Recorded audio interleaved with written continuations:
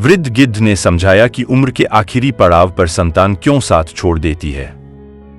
जो आज बच्चा है वह कल जवान बनेगा, परसों प्रौढ़ होगा और फिर उसे बुढ़ापे का स्वागत करना पड़ेगा। कोई भी कुछ भी कर ले, इसमें कोई नहीं बच सकता। यह नहीं है कि कोई अमीर है तो वह रिश्वत देकर बुढ़ापे से बच सकता है, या अगर कोई बहुत बहादुर है तो बुढ़ापा उससे डरकर नहीं आएगा। चाहे कोई कितना भी ज्ञानी, धनी, शक्तिशाली या चतुर हो, जब बुढ़ापा आता है तो सब कुछ निष्फल हो जाता है। इसलिए इस वीडियो को ध्यान से सुनना चाहिए ताकि समझा जा सके कि संतान बुढ़ापे में साथ क्यों नहीं देती। इस कहानी को सावधानी से सुनना चाहिए। किसी जंगल में एक विशाल बरगद का पेड़ था। इस पेड़ पर हजारों तरह के पक्षी दिन भर चहचहाते रहते थे, या यूं कहें कि पूरे जंगल के पक्षी इस पेड़ पर आराम करने आते थे। यदि आप इस कहानी को सुन रहे हैं तो कृपया इसे अंत तक सुनें और इसे बीच में छोड़ने की भूल न करें, क्योंकि इस दिव्य कथा को पूर्ण रूप से सुनने पर ही इच्छित फल की प्राप्ति होती है। इसलिए इस कथा को आखिर तक सुनें और भोलेनाथ का अनादर न करें। कुछ पक्षियों के लिए तो यह पेड़ उनका स्थायी निवास बन गया था। इस पेड़ पर रहने वाले पक्षी अत्यधिक आनंद का अनुभव करते थे। कहा जाता है कि जब हम किसी स्थान पर या किसी व्यक्ति के साथ लंबे समय तक रहते हैं तो हमें उससे लगाव हो जाता है। उसी तरह इस पेड़ पर रहने वाले सभी पक्षियों को इस बरगद के पेड़ से प्रेम हो गया था। एक दिन जंगल में सूखा पड़ गया। बरसों से कोई वर्षा नहीं हुई। जंगल के पेड़ सूखकर मुरझा गए। वह वट वृक्ष भी बिना पानी के सूखने लगा। सभी पक्षी धीरे धीरे उसे छोड़कर चले गए। जब वह पूरी तरह से सूख गया, इसकी टहनियां टूटकर गिरने लगीं, तो उस पर रहने वाले सभी पक्षी दूसरी जगह चले गए। केवल एक बूढ़ा गिद्ध वहां अकेला रह गया। उसने देखा कि सभी पक्षी जा चुके हैं। कुछ पक्षियों ने उसे भी चलने के लिए कहा, पर उसने इनकार कर दिया। उसने सोचा, मैं इसी पेड़ पर पैदा हुआ, इसी पर बड़ा हुआ। इस पेड़ ने मुझे जीवन के सुख दिए हैं। अब जब इस पर विपदा आई है तो मैं इसे अकेला कैसे छोड़ दूं? इस पेड़ ने मुझे पाला पोसा है, मेरे दुख सुख में साथ दिया है। मैं इस पेड़ का ऋणी हूं। मैं इसे मरकर भी नहीं छोड़ूंगा। वे लोग अत्यंत स्वार्थी होते हैं जो अपने माता पिता को बुढ़ापे में छोड़ देते हैं या परदेश में रहकर सुखी जीवन व्यतीत करते हैं, अपने बुजुर्गों को घर पर अकेला छोड़ देते हैं। ऐसी संतान को धिक्कार है जो अपने माता पिता के बुढ़ापे का सहारा नहीं बनती। क्या जब तुम असहाय थे तब तुम्हारे माता पिता ने तुम्हारा साथ छोड़ा था? क्या जब तुम बीमार पड़े थे तब भी तुम्हें छोड़कर कहीं गए थे क्या? जब तुमने किसी से झगड़ा किया और तुम संकट में पड़ गए थे तो क्या तुम्हारे माँ बाप ने तुम्हें अकेला छोड़ा था? जब उनके मन में किसी अच्छी चीज को खाने की इच्छा उत्पन्न हुई थी तब उन्होंने वो चीज तुम्हें छोड़कर कभी अकेले खाई थी? क्या मैं आज वृद्ध हो गया तो क्या अब तुम्हें उनसे नफरत हो गई है? उन्होंने तुम्हारे लिए बहुत कुछ किया और तुम उनकी उम्र के इस पड़ाव में उनका सहारा भी नहीं बन सकते। याद रखो, वृद्ध गिद्ध ने वृक्ष का साथ मरते दम तक न छोड़ने की प्रतिज्ञा ली थी। समय बीतता गया और वह वृक्ष पूरी तरह से कमजोर हो गया। दीमक ने उसे खा लिया, परंतु गिद्ध ने उसे छोड़ा नहीं।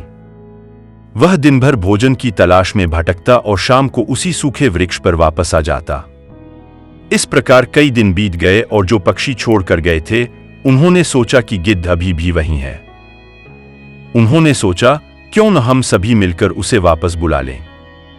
इसी सोच के साथ कुछ पक्षी वृद्ध गिद्ध के पास गए और उसे वापस आने के लिए मनाने लगे। उन्होंने कहा, गिद्ध काका, आप यहां इस सूखे वृक्ष पर क्यों बैठे हैं? इस वृक्ष का जीवन समाप्त हो चुका है। मरे हुए के साथ मरना कोई बुद्धिमानी नहीं है। वही जीव श्रेष्ठ होता है जिसमें धर्म की हानि न हो। वही देश श्रेष्ठ होता है जहां परिवार का पालन हो सके। यह वृक्ष पूरी तरह से जीर्ण हो चुका है। दीमक इसे दिन रात खा रही है। एक दिन तेज हवा के साथ यह गिर जाएगा। फिर आप कहाँ जाएंगे? विद्वान लोग कहते हैं कि शत्रु, कर्जा, अग्नि, बीमारी, इन चारों को समय रहते दवा देनी चाहिए। जो अपने समाधान से दूर रहता है उसका अंत निश्चित है। इसी तरह तुम्हें भी इस पेड़ को छोड़कर किसी आनंददायक स्थान पर बसेरा बनाना चाहिए। सभी पक्षियों ने समझाने की कोशिश की, परंतु वृद्ध गिद्ध इस पेड़ को छोड़ने के लिए राजी नहीं हुआ। उसने कहा, यह पेड़ मेरे माता पिता की तरह है। मेरे माता पिता ने मुझे जन्म दिया और इसी पेड़ पर छोड़ दिया। उनके जाने के बाद मैंने इसी पेड़ पर खेलते हुए जीवन बिताया। मैंने अपने जीवन के सभी सुख इसी पेड़ से पाए हैं। मेरा पूरा जीवन बचपन से लेकर बुढ़ापे तक इसी पेड़ पर गुजरा है। इस मुश्किल समय में इसे छोड़ना मेरी सबसे बड़ी स्वार्थता होगी। एक भक्त, सेवक और शरणागत जो कहते हैं कि वे आपके हैं, उन्हें संकट में भी नहीं छोड़ना चाहिए। जो उन्हें संकट में छोड़ देता है उसे बड़ा पाप लगता है, और जो अपने पालन पोषण करने वालों को दुख में नहीं छोड़ता वह एक महान पाप से बचता है। ऐसे व्यक्ति को मनुष्य योनि में जन्म नहीं मिलता। गिद्ध ने कहा, मैं मृत्यु तक इसी पेड़ पर रहूंगा। यह सुनकर सभी पक्षी निराश हो गए और वापस चले गए। कुछ ने कहा, इस वृद्ध गिद्ध के साथ उसकी बुद्धि भी कमजोर हो गई है, इसलिए उसे हमारा समझाना अच्छा नहीं लगता। अगले दिन कुछ पक्षी उसे फिर समझाने के लिए आए, लेकिन गिद्ध ने जाने से फिर मना कर दिया। इस दफा सभी पक्षियों ने अपने घरों का रुख नहीं किया। वे सीधे इंद्र के पास गए और उन्हें पूरी कहानी कह सुनाई कि हमारे निवास स्थल पर कई वर्षों से वर्षा नहीं हुई। जंगल पूरी तरह से सूखा है, पेड़ पौधे मुरझा गए हैं और जंगल के जानवर भी अन्य स्थानों की ओर चले गए हैं। परंतु जिस बरगद के पेड़ पर हम रहते थे वहां एक बूढ़ा गिद्ध भी था जो उसे छोड़ने को राजी नहीं था। वह पेड़ अब बहुत अधिक सूख चुका है और कभी भी गिर सकता है। हम उसे समझाने गए थे, परंतु वह पेड़ को छोड़ने के लिए तैयार नहीं हुआ और कहा कि वह इसका साथ मरते दम तक नहीं छोड़ेगा। इसलिए हे भगवान, कृपया आप स्वयं जाकर उसे समझाएं, शायद वह आपकी बात मान ले। पक्षियों की प्रार्थना पर इंद्र ने उनके साथ उस जंगल में जाकर बूढ़े गिद्ध को समझाने का निश्चय किया। देवराज इंद्र आपको समझाने आए हैं कि यह वृक्ष अब बहुत अधिक जर्जर अवस्था में है। इसकी शाखाएं सूख कर गल चुकी हैं और इस पर एक भी पत्ता नहीं बचा है। आप भी काफी उम्रदराज हो चुके हैं। यदि यह वृक्ष गिर जाता है तो आपकी जान को खतरा हो सकता है। इसलिए कृपया इसे छोड़कर किसी सुरक्षित स्थान पर चले जाएं। श्रोता भाइयों, जब गिद्ध ने इंद्र के वचनों को सुना तो वृद्ध गिद्ध ने कहा, हे प्रभु, मैं आपसे कुछ पूछना चाहता हूं। जब मेरा जन्म हुआ था तो मेरे माता पिता ने मुझे इसी पेड़ पर छोड़ दिया था और स्वर्ग को लौट गए थे। मैं जब असहाय था तो इसी पेड़ ने मुझे पाल पोस कर बड़ा किया। मैंने इसी पेड़ पर खेला कूदा है, इसी के नीचे सभी सुख भोगे हैं। इसी पेड़ पर रहते रहते मैं वृद्ध हो गया। मेरा सारा जीवन इसी पेड़ की छाया में बीता है। आज जब इस पेड़ को संकट आया है तो मैं इसे छोड़कर कैसे जा सकता हूं? अक्सर लोग संकट के समय में अपने सगे संबंधियों का साथ छोड़ देते हैं। मैं उन स्वार्थी लोगों की तरह नहीं हूं। मैं अपने जीवन की आखिरी सांस तक अपने माता पिता के समान इस पेड़ का साथ निभाऊंगा। गिद्ध के इस अनोखे प्रेम को देखकर इंद्र अत्यंत प्रसन्न हुए और कहा, गिद्ध, मैं तुम्हें वरदान देना चाहता हूं। बताओ तुम्हें क्या चाहिए? तब गिद्ध ने कहा, हे भगवान, यदि आप देना चाहते हैं तो मुझे कोई वरदान नहीं चाहिए। कृपया इस बरगद को वरदान दीजिए जिससे यह हरा भरा हो जाए और इसकी आयु बढ़ जाए।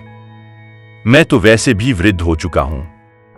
मेरे जाने के बाद इस वृक्ष की छाया में हजारों पक्षी सुखी रहेंगे। सबका भला होगा तो मुझे भी खुशी होगी। गिद्ध की बात सुनकर इंद्र ने उस वृक्ष को फिर से हरा भरा बना दिया। जंगल में चारों ओर से पानी बरसा। जंगल के सभी पेड़ फिर से लहलहा उठे।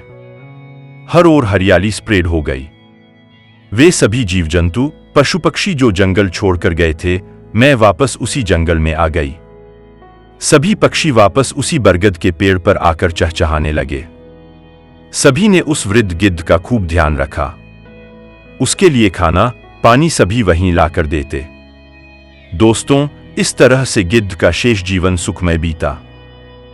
हमें इस कहानी से यह सीखना चाहिए कि अपने संकट के समय में कभी नहीं छोड़ने चाहिए, विशेषकर जिन्होंने आपको जन्म दिया है, उन माता और पिता का जिन्होंने आपका पालन पोषण किया, क्योंकि वे आपके जीवन के निर्माता हैं।